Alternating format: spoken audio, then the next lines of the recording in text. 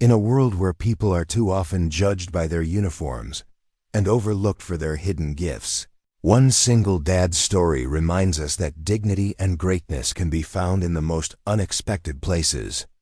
Daniel Harper was a janitor, a man many dismissed as invisible, quietly raising his young daughter while carrying the weight of a life once filled with promise. But on one fateful evening, a cruel joke at a company gala forced him toward a piano he had long avoided. What followed silenced laughter, broke down walls of pride, and revealed a truth powerful enough to bring even a hardened CEO to tears. Stay with us, because this is not just a story about music. It is about love, resilience, and the kind of courage that can change lives forever. Daniel Harper moved quietly through the marble hallways of Harrington Financial Tower, the kind of man most passed by without a glance. At 42, he carried the look of someone who had endured too much too soon, lines etched deep around his eyes, shoulders rounded by years of work, hands worn from scrubbing floors instead of caressing piano keys. Once, those same hands had been celebrated for their brilliance. As a teenager, Daniel had stunned judges at a state piano competition, his name whispered as the one who might go to Juilliard, perhaps even Carnegie Hall. But life had torn that dream apart. When his wife, Emily, became gravely ill, Daniel abandoned his studies to care for her. By the time she passed, leaving him alone with their daughter Lily, the dream had dissolved into the rhythm of mops, buckets, and night shifts.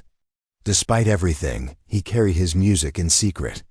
Deep in the basement of their apartment building, behind forgotten storage crates, sat an old, upright piano left to rot. Daniel had discovered it one night after a shift, its keys yellowed, several strings broken. He spent weeks repairing it in silence, using scraps of wire and bits of wood until it came back to life. That piano became his sanctuary. Every evening, when the world slept, he played for Lily, weaving lullabies that held both his grief and his love. She would sit cross-legged beside him, her head resting on his arm, eyes closed as if the music wrapped her like a blanket. It was the only place where Daniel felt whole again. Rumors sometimes swirled through the tower where he worked. A few employees swore they had heard haunting piano music echoing late at night when the building was nearly empty. No one knew the source. To them, it was a mystery. To Daniel, it was survival. On the evening of the annual company gala, the tower's grand ballroom glittered with chandeliers, crystal glasses, and silk gowns. Executives laughed over champagne, their polished shoes tapping softly against the parquet floor. The air reeked of wealth and entitlement. Daniel, assigned to clean and assist, kept his head down, weaving discreetly through the crowd with a tray of empty glasses. Beside him, in a simple dress, was Lily. He had no choice but to bring her. There was no one to watch her at home. She clung to his side, her wide eyes darting nervously at the sea of strangers. The music from the hired string quartet lulled in the background until a group of younger employees, already tipsy from too much wine, noticed Daniel. One smirked and pointed toward the glossy black grand piano stationed at the front of the room. "Hey," he said loud enough for others to hear, "why don't we get the janitor to play us a tune?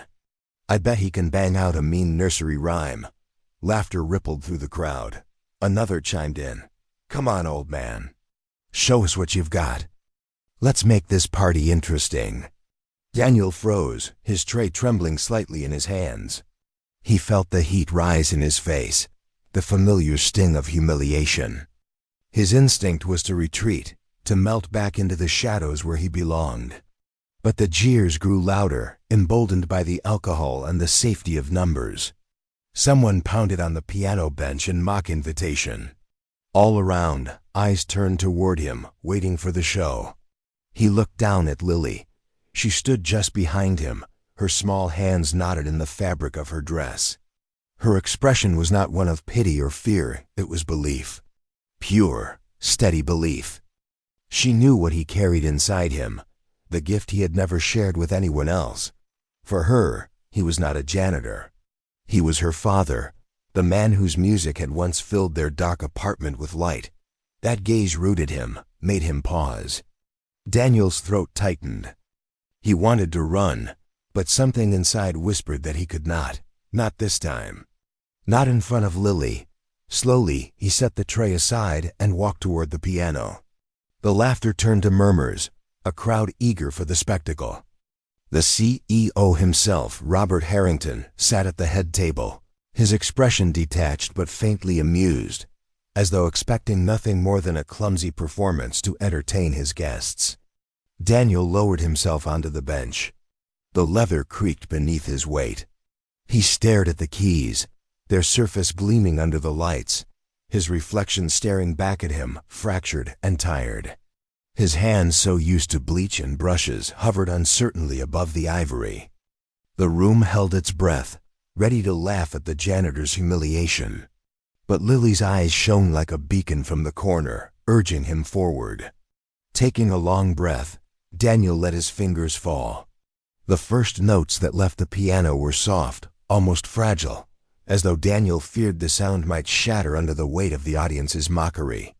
His fingers trembled, hesitant at first, but then something shifted. The muscles remembered, the years of training long buried awakened, and his hands began to glide with purpose. The melody unfurled into the grand hall like a confession whispered to every soul present. At first, the crowd leaned forward with amusement, expecting clumsy fumbling. Instead, they heard a depth of feeling they had not anticipated. Each chord was soaked in sorrow. Each phrase carried with it the weight of years unsaid. Daniel was no longer a janitor under the hot glare of mockery. He was a man reliving the most intimate chapters of his life. As the music deepened, the room transformed. He was not simply playing a piece, he was opening a diary. Every note carried memory. Nights when Emily lay pale in their bed, Daniel at her side, coaxing out lullabies to ease her pain. Evenings when Lily was still a baby, her tiny fist wrapped around his shirt as he played softly to keep her asleep. The song was not in any repertoire. It was one he had written during those dark days, a piece Emily had inspired, and Lily had unknowingly kept alive. Then came the moment that caught everyone off guard. Standing close to the piano, Lily tilted her chin up and began to sing. At first her voice was tentative, a fragile echo riding above her father's music. But it soon steadied, weaving with the piano in perfect harmony. She sang words she had memorized from her mother's soft whispers, a lullaby Emily had once hummed that Daniel had built into this piece. Her clear, youthful voice rose like light piercing through clouds. The audience froze. Conversations died. Glasses stilled mid-air. No one laughed now. Some clasped their hands together, others blinked rapidly, as if surprised by their own tears. It was no longer a performance forced by mockery. It was a communion between father, daughter, and the ghost of a mother who lingered in every note. At the head table, Robert Harrington sat rigid. The CEO who had built an empire through cold precision and unbending will was suddenly undone. The music struck at a place he had buried deep memories of his own son, gone in an accident years ago, a wound he never allowed himself to grieve. He had armored himself in power, dismissing vulnerability as weakness. But now, Daniel's melody and Lily's voice cracked open the vault he had sealed shut. His throat constricted, and to his own astonishment, tears slipped down his face. Daniel felt none of the crowd as he played. He was lost in the river of sound, carried by both his grief and his hope. The way Lily's voice curled around the melody felt like Emily herself had joined them, the three of them united in one fleeting, impossible moment. He pressed harder into the keys, his body trembling with the force of it, until the song reached its peak, a crescendo that flooded the hall with raw emotion, then softened into a tender farewell. When the final notes faded, silence filled the room. It was not the silence of ridicule, but of reverence. No one dared break it. Then, slowly, one pair of hands began to clap. Another followed, and another, until the hall thundered with applause. Guests rose to their feet, a standing ovation not for entertainment, but for truth laid bare. The same mouths that had mocked him now shouted his name with respect. Daniel's chest heaved as he lifted his hands from the keys. He turned to see Lily standing close, her small hand reaching for his. He drew her into his arms, holding her tightly as if to keep her safe from the world that had once ridiculed him. He did not bow, did not speak. There were no words for what had been shared. But in Lily's eyes, shining with pride, he saw reflected the man he thought he had lost long ago. The gala was forever altered. The guests had expected a spectacle, a joke at a janitor's expense. What they witnessed instead was a revelation, a father's love, a daughter's courage, and a music so pure it pierced even the coldest heart. The ovation swelled until it felt as though the walls themselves trembled. Daniel sat frozen on the bench, Lily pressed against his side, unsure of how to respond to the tidal wave of applause. Before he could move, Robert Harrington rose from his chair at the head table. The CEO's reputation was one of stone cold, calculating, untouchable, but tonight his face betrayed him. Tears still lingered on his cheeks as he stepped onto the stage. The room hushed instantly, as though expecting him to reclaim authority with a dismissive remark. Instead, he placed a hand on the piano, steadying himself, and turned to the audience. "Tonight," Harrington began, his voice low but carrying, "we were given a gift. A man we thought we knew showed us something we had forgotten, that dignity does not wear a title. Greatness does not sit in an office. Sometimes it wears a janitor's uniform, and yet it holds the power to awaken what lies sleeping inside us." He paused, his voice breaking for the first time anyone could remember. "I owe this man, Daniel Harper, an apology, not only for the cruelty he endured tonight, but for every day we forget the humanity of those who serve us." A murmur of agreement swept through the hall. Daniel, overwhelmed, bowed his head. He wanted to slip back into anonymity, but Lily's hand squeezed his tighter, rooting him in the moment. Harrington turned directly to him, his eyes glistening. "Thank you," he whispered, and the microphone carried the intimacy of those words to every ear in the ballroom. Then, from the crowd, another voice rose, an older man with silver hair and glasses. He stepped closer, pointing at Daniel. "I know him," he said, his voice trembling with excitement. "Years ago, he was the boy who won the state piano competition, Daniel Harper. The one everyone said would change music. He even submitted a composition, one that won a national contest under an anonymous entry. That piece tonight, it's the same." Gasps rippled through the room. Phones appeared, searches were made, and within moments, murmurs confirmed it. The haunting composition Daniel had just performed had indeed once been awarded top honors, though its author had never stepped forward to claim it. Now the truth was out. The janitor was not just a hidden talent. He had already left his mark on the world of music, only for life's hardships to bury it.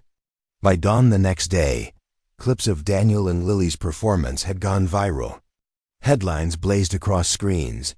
"The janitor who made the CEO cry." "Hidden genius revealed in gala performance." Social media buzzed with admiration, shame, and awe. Messages flooded in from strangers thanking Daniel for reminding them of forgotten dreams. For the first time in years, Daniel's name was spoken not with pity, but with reverence. Weeks later, Harrington reached out personally. He invited Daniel to partner with the company in creating a foundation to provide instruments and lessons for children who could never afford them. "Call it Lily's Light," Harrington suggested, honoring the little girl whose voice had joined her father's to pierce the world's indifference. Daniel hesitated. Part of him longed to retreat, to stay invisible, but Lily's shining eyes told him the answer. He agreed with one condition: he would keep his job as janitor. Not out of shame, but as a reminder to Lily that dignity was not abandoned in humble work. The foundation's launch drew hundreds of families, children, reporters. On the stage, a piano waited. This time, Daniel did not approach reluctantly. He sat proudly beside Lily, their hands ready. The hall filled once more with their music, not forced by mockery, but offered freely as a gift. Harrington sat in the front row, his face softened by something closer to peace than power. As the final chord faded, Daniel looked out and saw dozens of children watching with wide, hungry eyes. He felt the weight of his years lighten, replaced with something enduring, purpose. That night, back in their modest apartment, Lily curled up beside him on the couch. The piano in the corner gleamed faintly in the lamplight, a witness to their journey. "Daddy," she whispered, "you're my hero." Daniel kissed her forehead, his throat tight with emotion. "No, sweetheart," he murmured, "you're mine." Outside, the city pulsed with indifference. But in one small home, in the embrace of a father and daughter, there was a legacy stronger than any title or fortune, a truth proven on a stage where laughter once ruled. That love, dignity, and music have the power to heal even the deepest wounds. What began as a cruel attempt to humiliate a janitor became an unforgettable moment of truth, one that changed not only a ballroom but countless hearts beyond it. Daniel and Lily's music proved that greatness is not measured by wealth or titles, but by love, sacrifice, and the courage to share what lies within. In a single night, a father's hidden gift became a legacy of healing, reminding us that even the most ordinary lives can shine with extraordinary light. Perhaps you, too, know someone carrying a story the world has overlooked. If this tale moved you, share your thoughts in the comments, subscribe for more soul-stirring tales, and join us as we continue to uncover the power of resilience, family, and love that transforms lives.